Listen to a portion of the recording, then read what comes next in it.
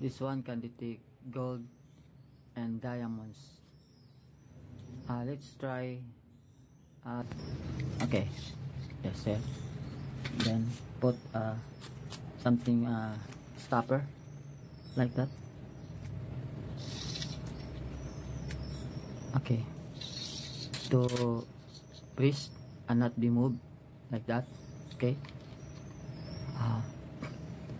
So this one can detect gold substance like this. I have a cell phone, and this cell phone has a sempak inside.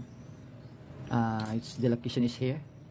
So try to detect using this bronze rod without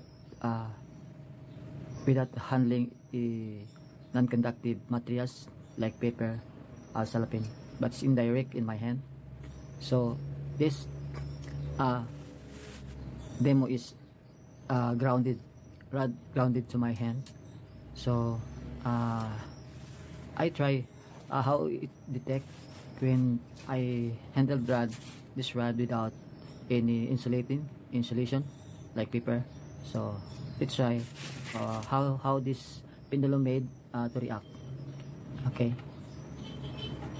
just try if this kind of inventions can detect a gold substance.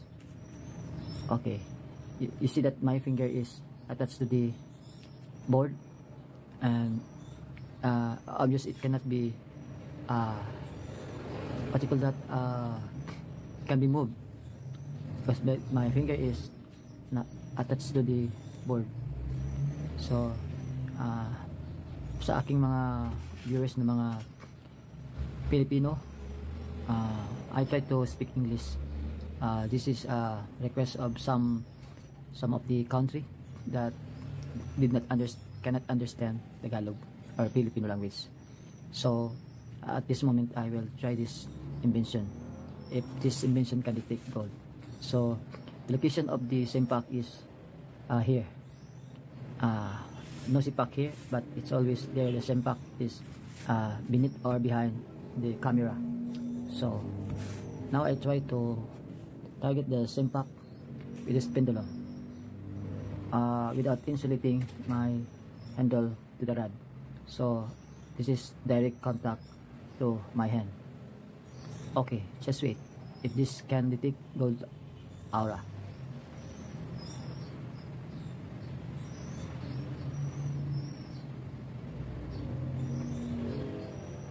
Okay, you see that? To all of my viewers, my invention is accurate, can detect gold aura. How if I move this cell phone, and we observe how the pendulum react if I move this in my left side like that. You see that? So the pendulum allocate the gold substance behind this my left side now is locating. If I put the cell phone under the pendulum, this is how the pendulum react. You see that? So this unique invention is very cheap because you can use damaged LCD discs or old LCD discs. Any kind of LCD discs you can use. So this pattern invention is very accurate. This is legit 100%. So observe it. I put this cell phone above the pendulum, even just 45 degrees or 15 degrees up like that, and observe it. The pendulum is going locate to upper side like that. If you put it level to the pendulum like that, so if you give some distance like that, here the distance is 12 inches, more than 12 inches. Let's observe if the pendulum can reach the cell phone and distance of. Observe nyo lang mga kabayan, mga katis, sa buong segundo.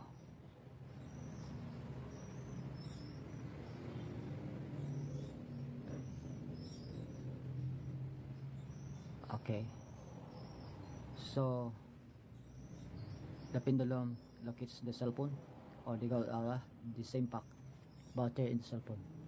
So see that? Okay, you see that?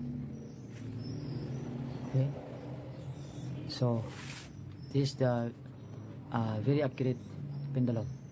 I will try to put something to insulate my hand or this one. Let's try to cut this. I have this, and let's try to detect ba siya.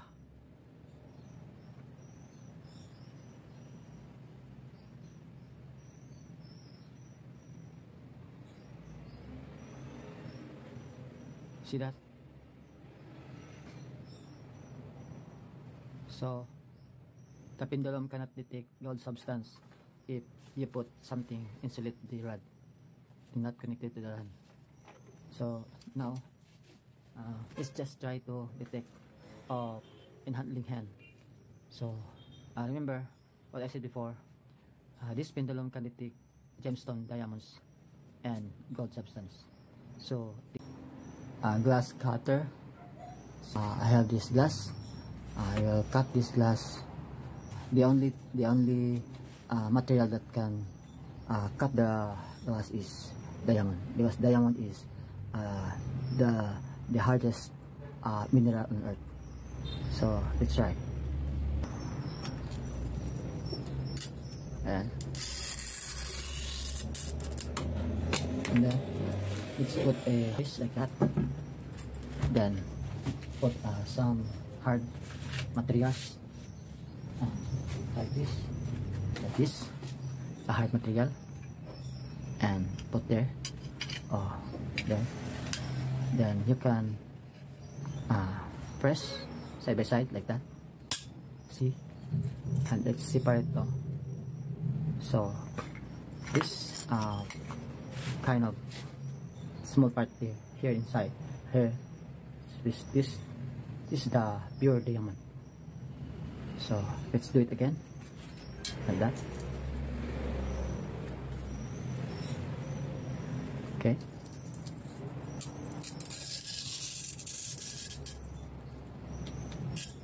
like that, and put hard materials here and press like that. See, you know, only a diamond can cut a glass. Okay, so I have this this diamond to prove to you that this invention can detect diamond. So I have now done my probe, already my probe to you. So see like that. So I have to detect this diamond. See, I put and insulated. I insulate the rod, and this is the diamond. Okay, that's the diamond, and this is the gold. So I will put the pendulum between them like that. See, okay, see that? Maybe you look with my hand. So where is pendulum looking?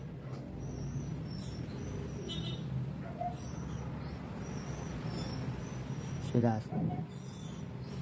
The pendulum start locate the diamond. See that? Just observe it. Okay, I will put the gold under the pendulum, and the pendulum cannot detect the gold because I put some insulation in my hand. So I have this paper bag, so it cannot detect the gold. And now let's see if we put the diamond under the pendulum. What did you observe it? Okay, so the pendulum that made of LCD detect diamonds. See that? If I move it steep from here. Observe it. See.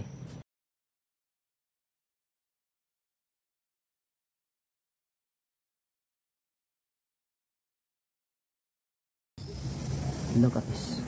Observe it. See that? So, tingnan nyo mga katiits. Pag ganitong sistema na binalt mo yung o hindi nakakonect ang kamay mo sa rod, ang i-detect niya ay diamond. So, like that. Okay? Oh, see that? So, if I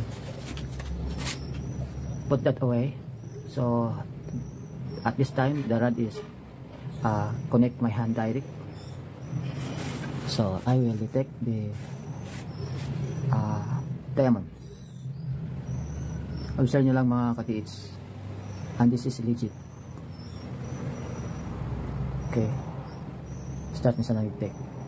So, hindi siya nakadetect sa diamond because my hand connect the rod direct. This type of formula is grounded to my hand. What's the pendulum look? The pendulum search is called aura, like this. See that? Okay. See that? So, like that. Okay. If I put deeper, like that, the pendulum locates diamond. Just wait for a second.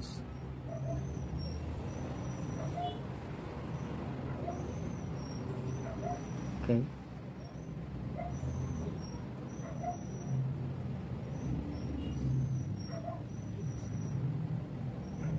See that? So it's very accurate.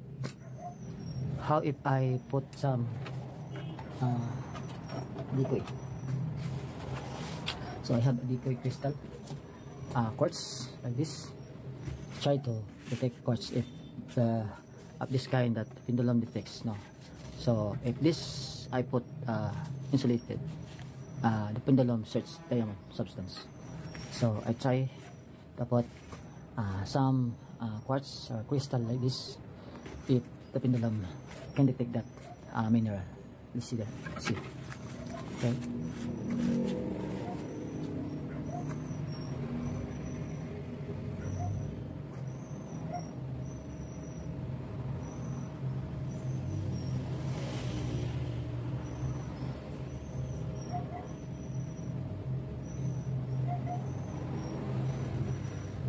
You see that the pendulum cannot detect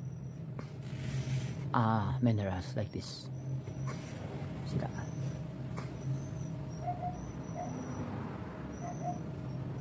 Okay, but if pero kung tanggalin ko itong papel na binalot ko sa rod, so ngayon is direct na sa rod ang kamay ko. Bukan natin kung makadetect siya.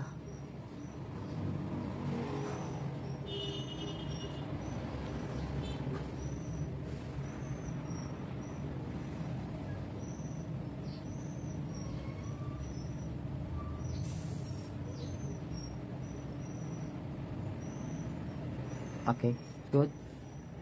Hindi siya nakaka-detect sa quartz. Saan siya nag-detect? Try natin. Dito siya sa gold. Okay, like that. Okay, sa gold siya. No? So, sa isa o dalawang minerals hindi siya nakaka-detect dito. Pero meron akong 137 na klase sa mineral. Subukan natin siya dito kung hindi ba siya makaka-detect dito. Okay, let's go to that. Kasi hinahanap niya ang gold. Ngayon, ilagay ko itong 137 na decoy. Tingnan natin kung nakadetect siya dito o hindi. Tingnan natin. Kasi maraming mataas dito na mga mineral substance like this. So, eventually, no, nakita natin ngayon na hindi siya nakakadetect sa quartz, yung crystal. Pero dito sa 137 na klase, nakadetect siya dito kasi meron itong gold dust, pyrites, no? Okay, let's try. Ayan, gold at like that.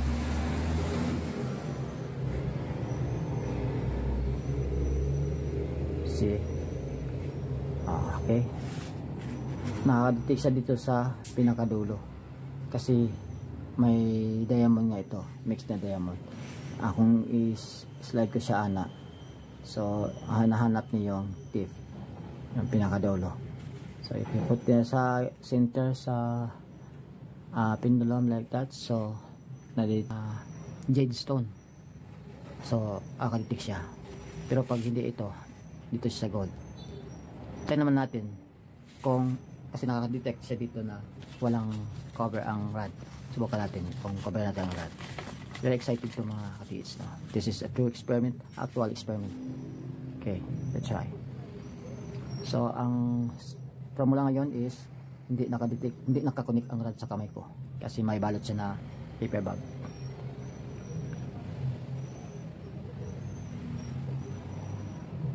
Okay, meron siyang na-detect at hindi siya nakaka-detect ng mga decoy o minerals pag nakabalot yung rod, no? This kind of pendulum cannot detect minerals, any kind of minerals. This is 137 kind of minerals. So if the rod is have a insulated non-conductive materials, the pendulum cannot detect minerals, but it detects diamonds. See, like that. So kung wala kang glass cutter, ito ang pang sample mo o yung mga blade na pang cutting ng stones, no? So this one, no? This. Okay. Yan. Ang tip nito dito sa pinakadulo, this is a concrete drill bit, yung pambutas sa mga semento. Ang tip nito dito banda, meron itong diamond substance kasi nakakaputas ito ng mga concrete cement, yung mga hardest stone na butas niya. So diamond contents of diamond. Okay, let's try. Ayan, gold at like that. See? Okay, nakaka-detect siya dito sa pinakadulo kasi may diamond nga ito, mixed na diamond. Kung slide ko siya ana, so hanahanap niyo yung tip, yung pinakadulo. So if you put niya sa center sa pendulum like that, so na-detect niya ang diamond, ang tip sa yan lang ang mag-test mga katis kasi may diamond ito parte, no? So may diamond siya. So yan mga katis, no? Sa next vlog natin i-upgrade natin ito parang locator, how to make this one as a locator. So for this time, this is I only can share to you.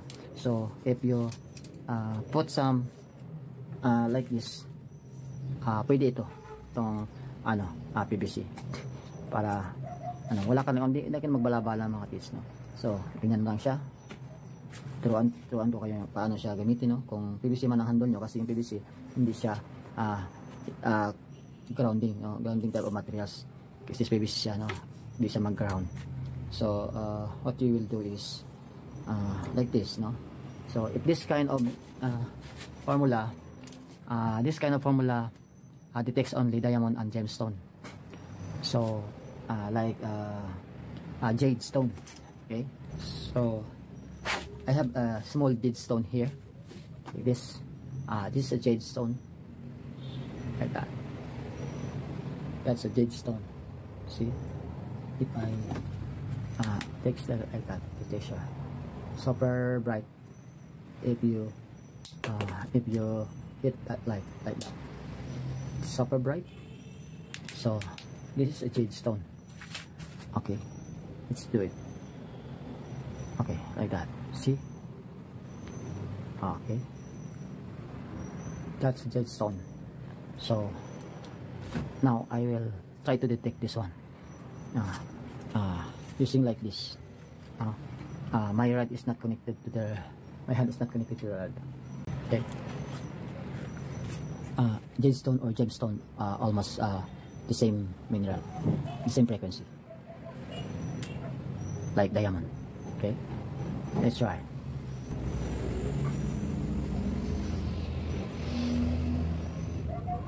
See that?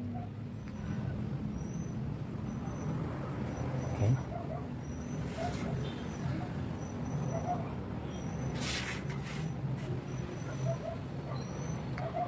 So hindi siya nakakadetect ng gold pag ganitong formula, no, na hindi naka-direct contact ang rod sa kamay mo. So this kind of formula, this is only detects diamond, gemstone, other stone like jade stone. But if the rod connect directly to your hand, if I will show you, I will touch the rod like this. Okay, see, my finger touch the rod, and let's try. Okay. The pendulum detects gold substance. So if I did not touch my finger to the rod, this is it came out that. So kung hindi naka-connect yung kamay ko sa rod, ganun siya. Ang hinahanap niya, there diamond like this, gemstone, at yung jade stone. Pero pag nakatouch yung kamay ko like that, touch ko siya, itong left-handed ko, ayan. So sa gold naman siya. Okay. So if pero kung kunin ko yung kamay ko, yung finger ko sa rod like that, so hinahanap na yung diamonds or gemstone or jade stone. Ayan siya. So simple lang mga katis, no. Ito ay rubber para pang hold niya, para maka-hold siya, di siya gumagalaw. Ito ay rubber. So PVC. So if you copy like this, kung kopyahin mo ito na klase na formula, para ka makadetect ng diamond or jade stone, is pwede mong i-touch ang finger mo, ganyan. So pag ganyan siya, siyempre gold ang hahanapin nun. Okay, ganyan. Okay, pero kung hindi mo siya i-connect sa rod yung finger mo like that, yan, dito naman siya sa diamond or gemstone like that. Oh. Diamond and the gold necklace, 24K gold necklace. And let's try now to detect in long distance, like 6 to 10 feet. Yes. So this distance is about 16 feet. The distance is 10 feet. You can see that the gold there, the diamond is there, the glass cutter. And now let's try. I will not hold the rod, no. I will not touch the rod. So this time, just wait. Okay, my hand is not touching the rod, or my finger is not touching the rod, like this. Okay, like that. Okay. The distance is about 10 feet. And you see that the pendulum is detect the diamond. Okay, this is 10 feet. Okay, see that? It's very active. So what's my thumb finger? I will touch the rod by and by, and then now you see that my thumb finger touch the rod, and observe it where he locate the pendulum. So the pendulum, see that the pendulum is direct locating the pendulum locate the gold. So kita nyo guys na ang atong pendulum ay nagtitik sa gold, papunta sa gold. See, this is about 10 feet. So I just going far about 12 feet. Still detect the gold. So did you imagine that, no? So mga kabayan, kung tanggalin ko yung kamay ko sa rod na hindi na nakakunin sa rod, tingnan nyo kung saan napapunta ang gold. Doon napapunta sa may diamond. Pero kung i-touch ko, i-ground ko yung kamay ko sa rod, tingnan nyo mga kapits kung saan siya pupunta. Yan o. Diba? So very accurate. Okay, let's try to go near the item and see. Okay. So the pendulum detects the diamond. If I ground my finger to the rod, observe it, and the pendulum is detect the gold. See that? If it gets the center, it will, yan, iikutan niya. Kung tanggalin ko yung kamay ko sa rod, hindi siya makadetect, ganyan. Hindi siya makaano, doon siya papunta sa diamond. Ayan. Pag nasin ko, ikutan niya. So diamond, gemstone, pwede niyang ma-detect. So, yan lang ang short vlog na ma-share ko sa inyo mga ka-PH sa buong mundo. To those English people, that's all I can share to you. There's exciting invention at it's very cheap. So this kind of formula can detect gold substance, diamonds, jadestone and gemstone. I hope you understand well my vlog. I try to speak English but not fluent in English because I'm a Filipino. So I hope understand my simple English. So sa lahat ng aking mga subscriber at mga viewers, kung hindi pa kayo nakapag-subscribe sa aking vlog, sa aking channel, please subscribe and share it to your friends. And I hope you support my channel through this one can detect Japanese treasure about 50 to 80 feet on Japanese treasure. So you just copy this one and try. This very simple one, so you can buy this. This is available in any of places now, this old type of CD disc. So that's all to all my viewers and subscribers. Thanks for watching.